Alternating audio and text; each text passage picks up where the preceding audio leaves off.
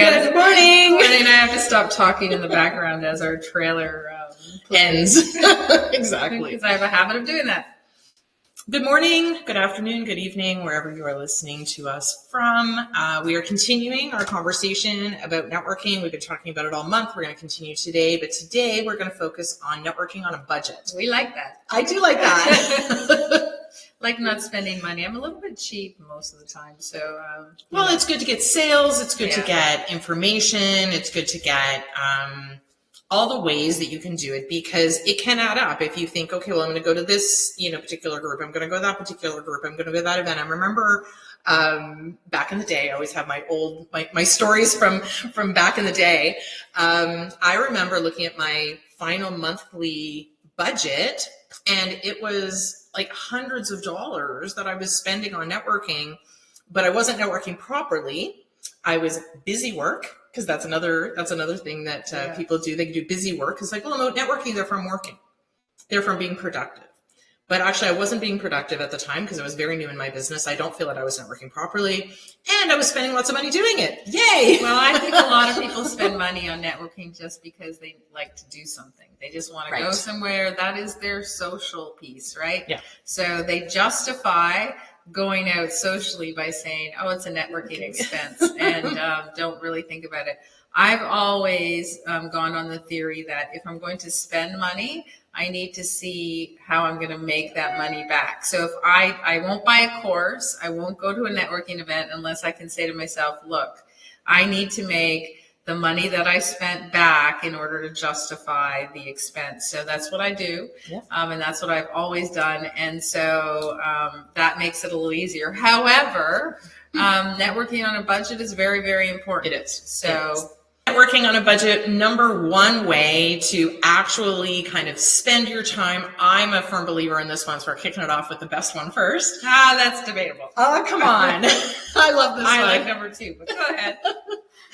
I think this one is the best way to get to know people. It is the best way to spend your time if you are going to take that time to network. I do believe this one you need to put a timer on. Sometimes you get lost, and that is the online world, right? LinkedIn, a fantastic platform to really get to know people, reach out to connections, meet new people, network, learn about them. They can learn about you.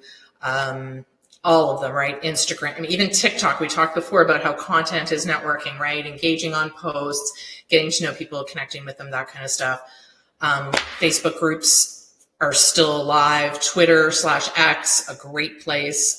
New one, Blue Sky. Very interested. I have to admit, I haven't fully dived into that one yet. So stay tuned for more information on that one. Yeah, we love that. It's just another opportunity for everyone. But if you don't like Twitter or the dreaded Threads that should work, you're probably not going to like Blue Sky. I know some of you are going to go, but I'm on it. Well, so you might still be on Clubhouse, but nobody else is. Oops, did I say that out loud? Make me spit out my coffee. Sorry about that, guys. But, it was interesting because I just heard somebody that said, I was listening to him talk about the big days of Clubhouse, which we were on. We were on, yeah. And he said I would sometimes go live and there was 45,000 people listening to me. Yeah, well, that was in the heyday. Now there's 4. So if that. So anyways, number 2 is more of my speed, which is create your own events.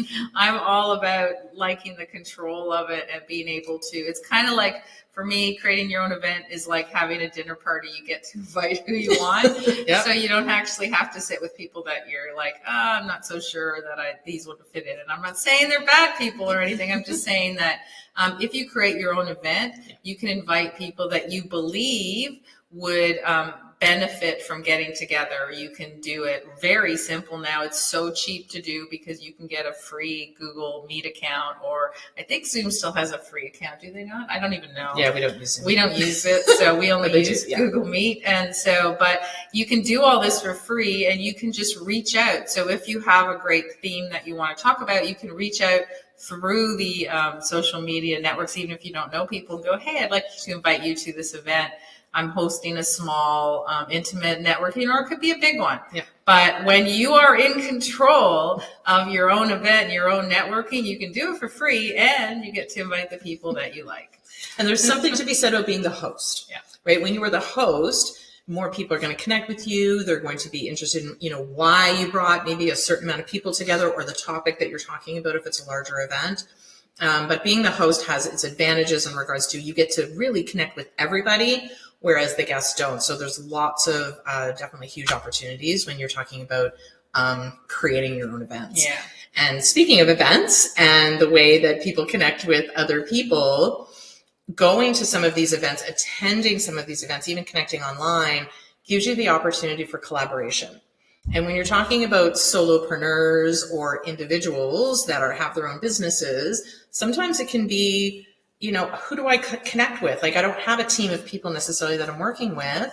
How do I connect with other business owners so that maybe we together can partner and create something? Yeah, so it's great. That was an easy way to do it. Literally just decide who is complementary to your business. And you'll work together. I mean, if you own a yoga studio, other fitness and yoga studios, it's a great way to network, to share ideas, to build your business, to figure out what's working, what adds. Don't be afraid of competitive sets, right? Competitive sets can help you increase your business as well. So, make sure that you take advantage of them. Number 4 is one that Stacey likes more than I. So it's leveraging local resources. Yep. And that's all about connecting with Chamber of Commerce, downtown business BIAs, all those kind of things where it's a very structured group that's been around for a long time. Yeah. Generally speaking, if you are in that community, it's either free or very low cost, I think. Don't really know because I don't go to them. But Stacey has more experience in those. Hence, you see why I like to host my own. But you can get real good bang for your buck, meaning bang for no buck. And those are really great if you have a local business. Yeah. Those are fantastic because, again, you get to meet other businesses that are in the area and you get to those collaborations can come naturally. If you have an online business and you live in that area, it's a great way, again, to kind of go, oh, well, if I promote local or I can connect with other local businesses, again, you never know how those collaborations can happen. So although creating your own event can allow you to connect with people that maybe you want to bring into your event, going to other people's events like these local Chamber of Commerce or BIAs, again, they have the control of who they're bringing, and you may meet somebody that you would never, ever have even known existed. So some of times those local resources can be a huge opportunity for collaboration and building that relationship in your own community, which is, I think, really amazing. So those have been really great for me. I've loved going to them in the past. Up here, maybe we should... Not maybe, you do it. I'll go. So I believe I'm more into, like, if we could have a global BIA, I'd do it. Yeah. So let's do a global BIA. That's kind of what we do in our network anyways. We have members from all over the world. So that's cool. I like that. And that brings it kind of to number 5, which is an interesting one. And I'll take a little different take on it, but it's volunteering your time. Mm-hmm. And that's really about connecting with people that, share your passion, etc. So everyone, when you say the word volunteer, everyone goes, okay, that means I have to go to the food bank. Well, yeah, those are all options. Go to the food bank, meet people that are really want to help out the community or do other things that are important to them. But volunteering your time can also be volunteering your time to show up and speak on podcasts, on other people's networks. It doesn't always have to be for pay. So you might say, hey, you know what? I'm going to spend a couple of hours every month doing other people's podcasts or other people's live shows. And that is a great way to network, even though you are the one who's being interviewed or speaking about a topic, all those people are getting to know you. So that's my kind of networking. Well, and to take that one step further is maybe speaking at a local group or at a charity event where maybe they don't have the funds to be able to pay you, but you're volunteering by giving your area of expertise and giving your time to be able to speak on a topic. So lots of different ways to sort of take that volunteer to the next level. Mm-hmm. But going back to the traditional way of networking, I know I've done a community build, for example. I literally had a hammer and was building. I remember helping with stairs. And while we were doing it, I ended up in a conversation with a girl who, again, I would never have met any other way. Right. And what a cool way to start a conversation on a sort of a central topic, because we were building stairs. I hope they never installed those stairs, but that's that's a whole other side topic. Scary. Scary, exactly. But we ended up having a conversation. We ended up learning a little bit more about each other's businesses, and then we were able to continue with the relationship afterwards. So sometimes those traditional networking or those traditional volunteering opportunities can lead to deeper conversations. That doesn't necessarily start with business. It starts with a different topic, which is kind of cool. And I'm just going to say on that too, everyone thinks they have to, volunteer. Don't all of a sudden go, oh, I'm going to volunteer because it's good for my business. No, right? No. That's why if you're going on a podcast or something, that's a different story. Yeah. But if you're going to do some charity work, you're there to do charity work. Yeah. The benefit is you might end up meeting somebody that you can work with. However, you can't go into it saying, this is why I'm doing it. Yeah, don't bring a lot of business cards No. and go like, hey guys. I do believe that the universe will somehow tell you that won't bring you anyone if that's your intention Exactly. going in. So Very, very true. number 6 is attending free webinars and workshops. Why do we do that? Well, it's great because you can learn, number one, right? You can learn, and then you get to interact with the other people that are attending that webinar or that workshop. My strong suggestion is that you attend one that's live and you try to figure out if it is live because, listen, we're in the marketing game. We understand all the tricks. And sometimes you guys will know you'll go on a webinar and there'll be a list of names scrolling of all these people are attending and they're not true. It's not true. They're a lie. So those people don't actually exist. And then the way you can find out is real simple. Ask one of the people in the chat a question. So if you see Sandy from Nebraska is there, just say, hey, Sandy, what city are you in? And if they don't answer you, they're a bot. It's a bot. So there's great ways to do it because if you're attending a workshop that's of interest to you, that it's in your industry, then you're going to meet people that are interested in the same. If you can give insight into that topic on the chat, then you actually will engage with people that are more interested in what you're doing as well. But again, be careful of what you're attending and only attend if you truly are interested. And the great thing about a live webinar, if they do a really good job of engaging the group, because sometimes I'll go to a webinar or go to a workshop and it's a one-way. But if they're a good host and they're giving great information, they'll engage the audience that's there and they'll ask questions that they want you to answer in the chat. Based on those answers, you can see how other people are answering them, again, adding value to the conversation based on the conversation that's sort of at hand. Which is why I think networking, again, is shifting towards this more learning platform in 2025 versus just attending a networking event for the sake of meeting people. It takes it to a different level where you're starting on a common ground, like the topic of the webinar, the topic of the workshop, and then you can actually continue the conversation based on your knowledge that you can give, either in the chat or depending on how they have it run if it's live. Number 7 is the power of referrals, and we all know how important that is.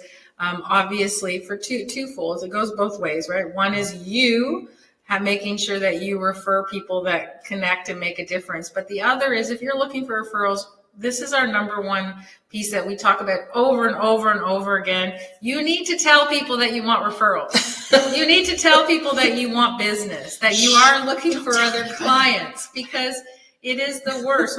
You've heard us talk about this over and over again, but when we just roll our eyes when we walk into an event and we say, how's your business? And they say, oh, it's great.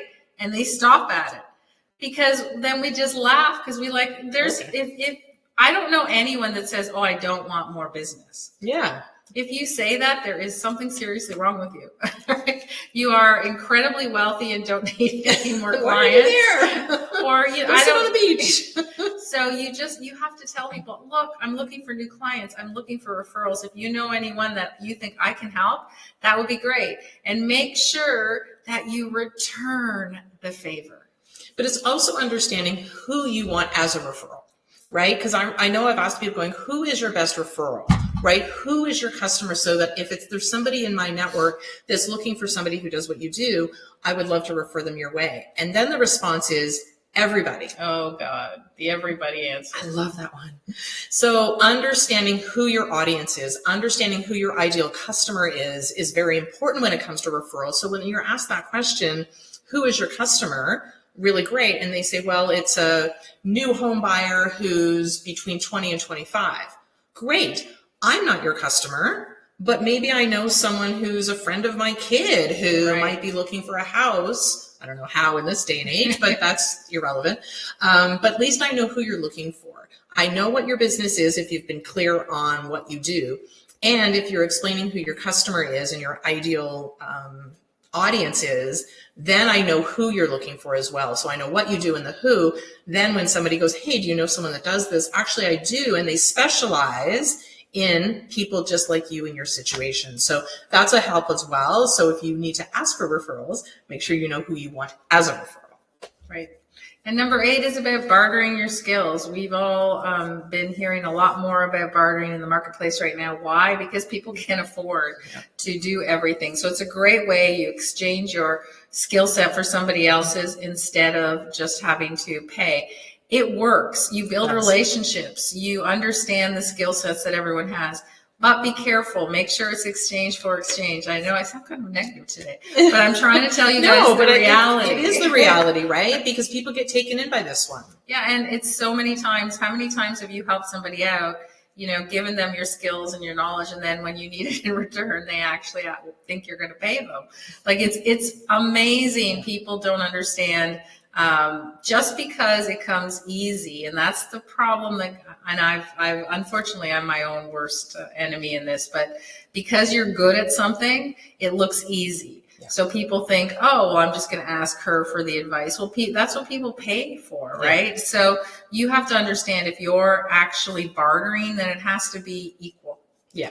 It's definitely an exchange, not I'll give you this, and then a year from now, can I that's a favor, right? Yeah. It's like, I think back to TV shows and sitcoms, they'll talk about the favor, and it's like, oh, I'm doing you a favor, so now I owe you and you owe me.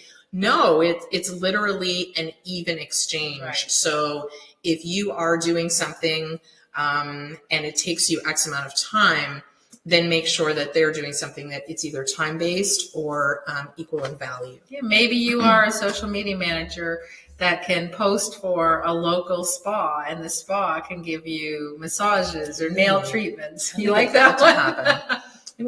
I was thinking trying to think of one that people would go, oh, I should try that. But I do know that happens. A lot of therapists do that. So if you're a massage therapist, or you're you do eyelashes or something, you go ahead and exchange that service. So she does yours, you do hers, and then you don't have to worry about the actual payout. So there's a lot of opportunities. It doesn't matter what you have. It could be accounting, right?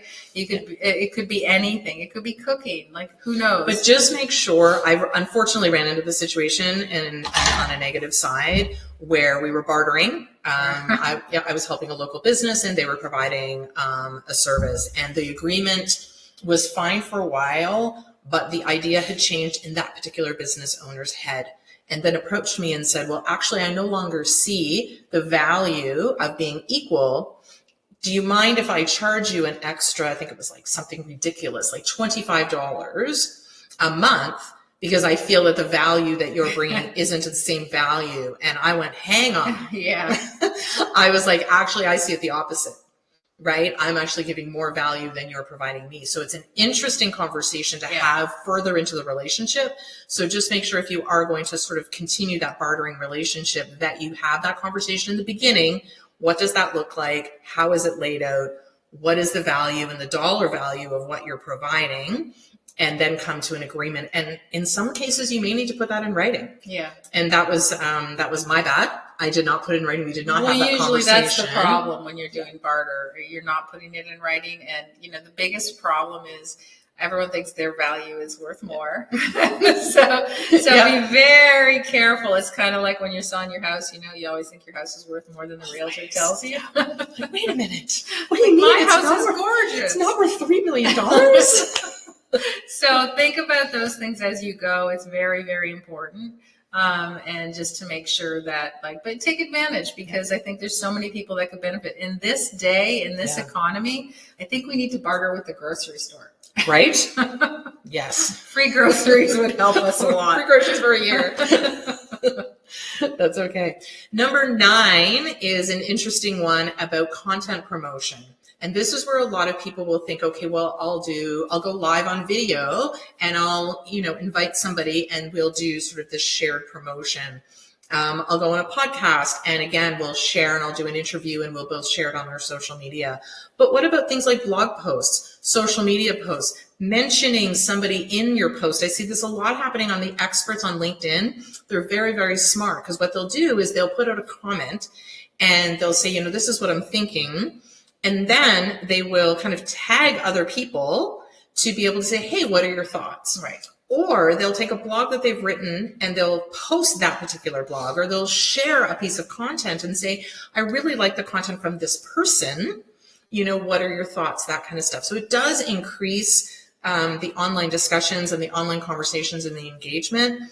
But you can be creative in regards to how you are sharing other people's content, how they're sharing yours, and how you can kind of incorporate different pieces of content in your own social media strategy. So you're really networking for yourself, basically, on top of other, social media posts if you want, right? And that's a big thing right now, faceless Instagram pages and YouTube pages, or taking viral content and then voicing over and making your comment.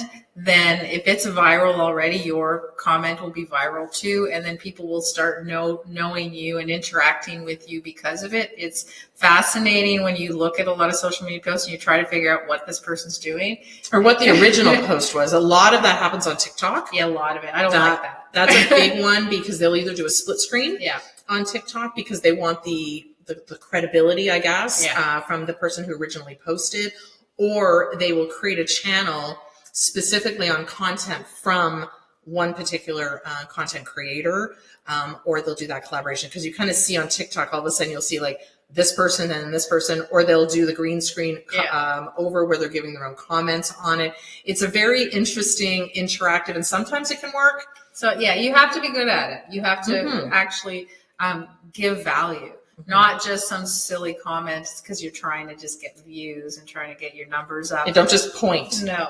Look at this. Look at this. Isn't it cool? That's not cool. And then they tag it. They use the same hashtags. They use the same this because they want the same. Yeah, which is fine. There's a strategy about using viral content. We teach it. So we do a lot of it. The difference is that you have to make sure, again, that there's some value on it. Whether it's your voiceover, your opinion, in your comments, you're adding more to the discussion. But do something, because there's nothing worse, and you guys have all seen it. Like you've hit on one that's viral, and then all of a sudden you get 10 of them that are almost identical, and you're trying to figure out who's the original poster. You always give credit to the original poster. Yes. That's only ethically appropriate. Yes, I agree. Social media, right? Yeah, exactly. Which is number 10 is I love number 10 because you guys know I'm not a big networking person. I'm a big intentional networking person. So I go to things that I know that I will enjoy, that I'll benefit from in terms of both ways. I like the people that are there. And the way you find out is by going to networking free trials. Yes. Free trials are amazing because you can go into this networking group, see if you think that this is the group for you before signing up. If a networking group does not offer a free trial, even if it's just one session, then I would say avoid them. Yeah, and there's a specific networking group out there that offers a pseudo free trial. I love it. It's like, you are welcome to join us one time. You just have to cover the cost of your lunch. That's not a free trial, just so we're clear. Yeah. But free trials on different platforms are amazing. Communities, let's forget Facebook groups and all of that. We're talking about online, but off social media communities like ours, right? Yeah. Free trials are amazing. We offer a 7-day free trial. Yep. We want you to come in.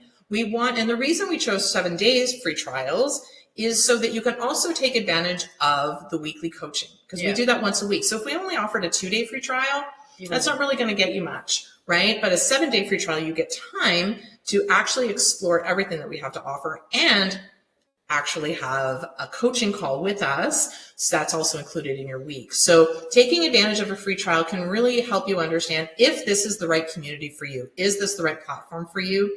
And are these my people? And the on the other side, the people that are giving the free trials, a lot of networking groups or groups that have community memberships, etc., are afraid of it. They're scared of it. Yeah. They might give you like one opportunity or whatever because they're like, oh, they'll just download all my stuff and they'll have it all for free. Then you know what? The 0.1% of the population that will do it, just let them. Right? Like, don't worry about it because that's not the people that most people who come in, do a free trial, they want to see if they want the platform. Are they interested in the platform or not?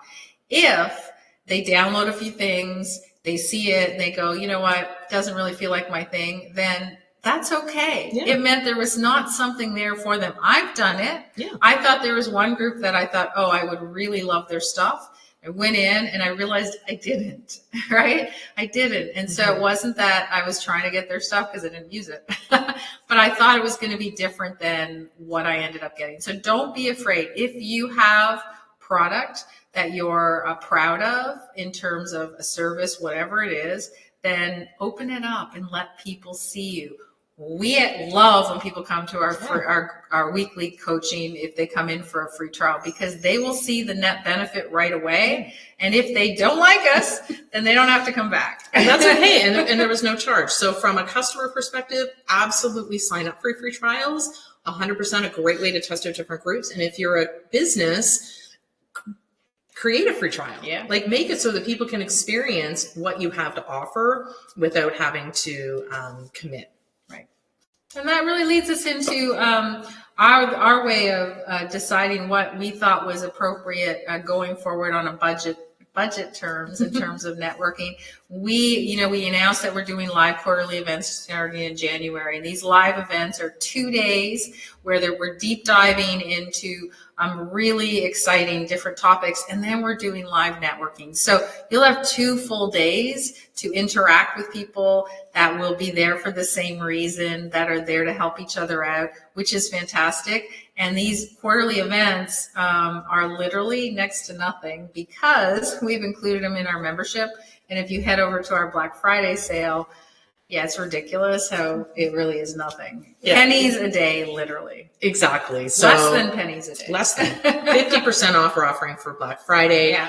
The quarterly events are included, which is great. So that's our way of being able to do budget-friendly networking, is to give that deep discount once a year for Black Friday. That's it. You're not going to see it again. So Black Friday once a year, but with Black Friday, you get not only our quarterly events, which there's obviously 2 live days, but you're also going to get all our courses, weekly coaching, everything, and it's a Black Friday 52 deal. Coaching sessions. Yeah, 52, and you get to come and ask us anything. We'll analyze your landing pages. We'll tell you what strategies you need to change if you want to do a hot seat in terms of your branding. Yep. We will do anything you want on those weekly calls. So there isn't a better deal out there. So check it out again once a year, and it's